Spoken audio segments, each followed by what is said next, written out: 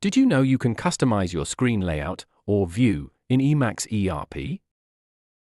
You can tailor it to suit an individual user, a specific department, or even apply it company-wide. Here's how.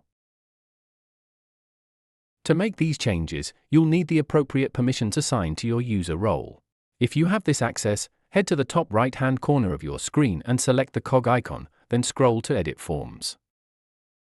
Within the form, you'll be able to hide any tabs or fields that aren't needed.